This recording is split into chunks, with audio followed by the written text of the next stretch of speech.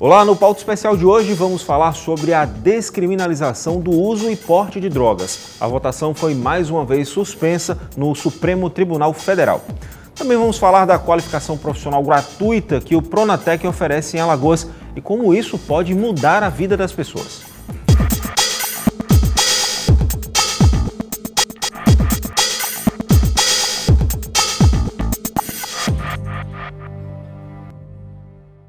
Na semana passada, o Supremo Tribunal Federal suspendeu mais uma vez o julgamento sobre a constitucionalidade da criminalização do porte de drogas. Os ministros discutem se a lei de drogas, que torna crime, entre outras coisas, o porte de entorpecentes, fere o direito à vida privada. Mas será que isso resolve o problema? Vamos falar sobre o assunto agora com o advogado criminalista França Júnior. Doutor, bem-vindo ao nosso programa. Bom, vamos começar explicando essa questão da descriminalização. Na verdade, é justamente isso. A discussão é para quem porta ou então para quem consome droga, seria isso? Sim, para quem porta para consumir a droga. O que é que isso significa? Proibida no nosso ordenamento, né?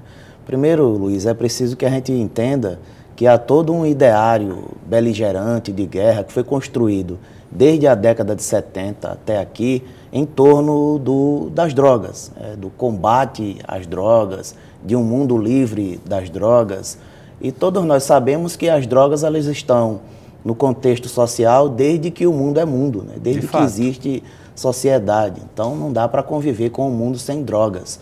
Nós usufruímos delas, sejam elas legais ou ilegais. Não é a lei que vai fazer com que as pessoas sejam impedidas de ter contato com ela. Vale lembrar que tem as drogas chamadas lícitas e as ilícitas, né? No Exato. caso, a gente está falando das ilícitas, mas tem aí o álcool, que é considerado uma droga lícita, entre outras. Tabaco. Cigarro também, né? Então, a ideia é que nós tenhamos essa consciência de que o problema é extremamente complexo. Nós sabemos que as drogas, elas trazem malefícios. Nós sabemos que elas desestruturam, muitas vezes, algumas famílias, mas não dá para imaginarmos que vamos resolver esses problemas extremamente complexos com uma única decisão do Supremo Tribunal Federal ou com a utilização de polícia, de armamento, de viatura. Nós sabemos já, pelas pesquisas empíricas que nós temos, que os modelos que têm sido utilizados desde a década de 70, deflagrados pelos Estados Unidos, são modelos que trazem mais dor, mais estigma, mais sofrimento do que o que eles querem evitar. Países já na atualidade, como o Uruguai, os próprios Estados Unidos, a Espanha, Portugal, Holanda, têm revisto esse modelo que tem sido implementado historicamente no mundo inteiro. O senhor fala cancelar ou pelo menos minimizar essa questão do modelo de repressão total às drogas e abrir um pouquinho para essa questão de como é que eu posso dizer, liberar o consumo, tornar uma coisa mais social, seria isso? O problema como algo de cunho de saúde pública e não necessariamente de segurança pública. A ideia que o mundo tem hoje fomentado, que os países mais desenvolvidos têm trabalhado, é justamente a de fazer com que seja esse um problema de saúde pública e não de segurança pública. De repente dá às drogas ilícitas o mesmo ponto de vista que se dá à bebida e que se dá ao cigarro, por exemplo. Com certeza, né? A questão porque de conscientização, de campanha, de combate, não necessariamente repressão. Exato, Luiz, na medida em que você utiliza a polícia para tratar desses problemas, você acaba afastando as pessoas, fazendo com que elas consumam na clandestinidade. Quando você tira a polícia e coloca aí o aparelho de saúde pública, o sistema de segurança pública se afastando, é mais natural que as pessoas se aproximem, fiquem mais propensas a aconselhamentos, ao tratamento, a procurarem ajuda. Então é nesse sentido que os países têm procurado dar uma outra conotação ao problema das drogas. Agora, leva uma discussão meio dúbia no sentido, assim, se você libera o uso, você pode também influenciar o tráfico, porque só existe tráfico porque tem usuário. Como tratar, então, essa questão do que não vai deixar de ser crime, que é a questão justamente do tráfico? E aí, como é que fica esse ponto de vista? Essa é uma ideia muito difundida, especialmente por aqueles que são adeptos da corrente proibicionista, de que falar em descriminalizar ou legalizar é falar em, por exemplo, colocar droga na lancheira das crianças ou ajudar o traficante. Não é isso.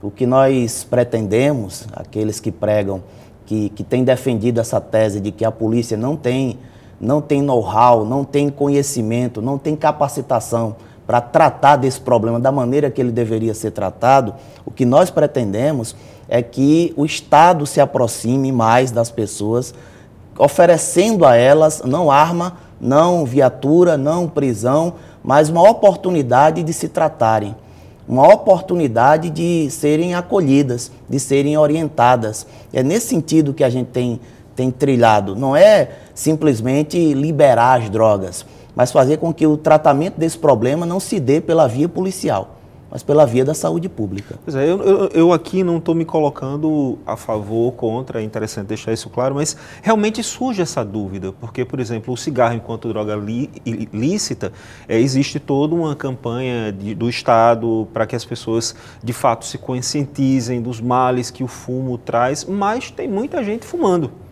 Então, Exato. De repente, isso com outra droga, com maconha, com cocaína, uma vez liberado, vai ter esse tipo de tratamento, mas vai continuar a gente utilizando. Então, o tráfico vai permanecer. Mas é um direito que as pessoas têm, Luiz, de fumar. Mas eu falo a questão do tráfico de drogas, de se embriagar, de usar a droga que quiserem, desde que elas não ofendam direitos e garantias fundamentais das outras pessoas.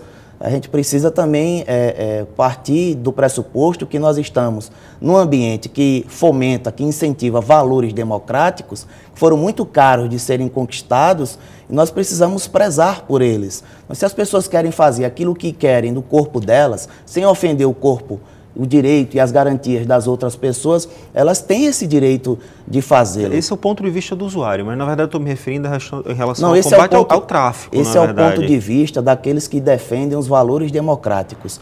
Porque, veja, na medida em que você descriminaliza, ou na medida em que você legaliza, você abre a possibilidade do próprio Estado comercializar ou oferecer, Entendi. Ou do Estado participar da fiscalização e do controle da comercialização de empresas que queiram atuar nesse sentido. Perfeito. É o que tem feito alguns estados, como Colorado, nos Estados Unidos, é o que tem feito o Uruguai atualmente, dessa é o que tem forma feito alguns países. Enfraquece justamente a dessa forma você consegue, inclusive o tráfico. Claro, porque a grande vantagem do tráfico, agora com a explicação. A grande vantagem do tráfico é obter todo esse recurso que eles obtêm sem passar por nenhum crivo de controle ou fiscalização. Perfeito. Isso também não quer dizer que a descriminalização vai fazer com que inexista tráfico. Porque a gente tem ainda hoje tráfico de tabaco, de bebida também. De bebida. Muito embora eu não veja ninguém preferindo consumir bebida alcoólica ilegal, né, traficada. Né? Todos procuram aquela marca que melhor atende ao seu gosto e que passa pelos organismos de controle e fiscalização. Dessa forma faz sentido. Eu trouxe esse ponto da discussão justamente porque é um ponto meio obscuro mesmo. As pessoas ficam nessa dúvida. E agora? Vai fortalecer o tráfico? Não vai fortalecer o tráfico? Tem como minar isso? É um ponto obscuro. Uma coisa que precisa ficar muito clara, Luiz, é que até hoje nós não convivemos com sociedade sem crime. O crime vai sempre existir. Não dá para a gente imaginar que a gente vai ter um aparelho de segurança pública onde vai conseguir alcançar todo mundo que comete infração penal, todo mundo que comete um crime, um desvio. A gente vai sempre conviver com essas mazelas. O que nós hoje estamos discutindo é como procurar resolver de maneira a respeitar o ambiente democrático esse tipo de problema que tem afligido a todos nós. Tratamento mais humano. Nesse caso específico da descriminalização da droga, ele foi iniciado por uma questão que aconteceu em São Paulo, né? Um ex-preso foi pego com uma quantidade pequena de maconha e foi punido por isso. A Defensoria Pública alega que isso não pode ser configurado crime, porque o porte de drogas ele não gera uma conduta que lese a terceiros. Eles justamente tipificam isso no artigo 28. Então, essa discussão do Supremo, na verdade, é para tornar inconstitucional esse artigo 28, Exato. Porque, de acordo com o relator, o Gilmar Mendes, a vida privada, a Exato. E não existem, da autolesão. Não existem critérios estabelecidos na legislação. Então, a tendência é que, se isso realmente for aprovado, é que se mude a legislação? A tendência é que o Congresso passe a discutir com eu diria, honestidade intelectual, né? Que Entendi. Reconheça que o problema tem sido tratado com um remédio que, na verdade, é um veneno. Com o aparelho policial da forma que está, tratando esse tipo de problema, a gente tem causado mais mortes do que aquelas que a gente pretendia evitar por conta do consumo. Porque no caso da apreensão, né, quando vê a pessoa lá com droga, cabe ao policial definir se é tráfico, se é consumo. Esses não é critérios, coisa na verdade, né? eles existem, Luiz, mas eles são muito subjetivos. O artigo fala que vai ser considerado, a diferença entre o usuário e o traficante vai ser a condição pessoal e social, quer dizer, as circunstâncias com as quais ele se viu envolto no momento em que foi flagrado ou pego pelo aparelho de segurança pública, o que fica muito a cargo das autoridades que lidam diretamente com esse problema. Uma outra questão, por exemplo, o ministro Gilmar Mendes, ele é o relator de todo esse processo aí, mas ele vota a favor da legalização para o porte de todas as drogas... Descriminalização, perdão. Do porte de todas as drogas. Já outros dois ministros, eles restringem isso à maconha. Na sua opinião, o que é que o senhor tem a dizer a respeito? Qual é a sua opinião a respeito disso? Eu não vejo nenhum sentido de descriminalizar a maconha e não descriminalizar as outras drogas. Por quê? Porque não há hoje critério científico que defina que essa droga deve ser ilegal ou aquela droga deve ser legal. Os males que o álcool tem provocado são muito maiores do que aqueles que a maconha tem provocado. Alcança muito mais gente do que aqueles males que o crack ou a cocaína tem alcançado. Então não há nenhum critério científico que defina o que deve ser proibido ou o que deve ser um critério científico seguro que determine isso. O que a gente tem negligenciado, Luiz, são as causas para as pessoas consumirem as drogas, procurarem refúgio nelas. É a questão da saúde pública, né? Que tem o senhor bem colocou no começo da nossa entrevista. Tem um livro de um sujeito chamado Carl Hart, que eu recomendo, Um Preço Muito Alto, em que ele contesta todas essas pesquisas que têm norteado a discussão sobre o tráfico de drogas.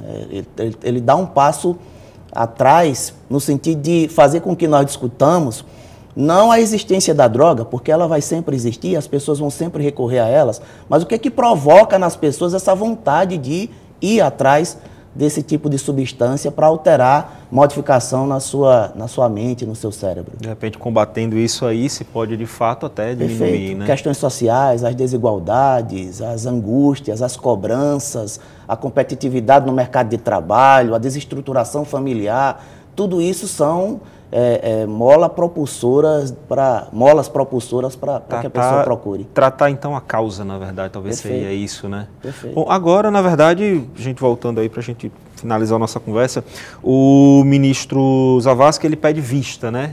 Então o julgamento está suspenso. O que é que deve acontecer? Como é que isso deve se desenrolar pelos próximos meses aí?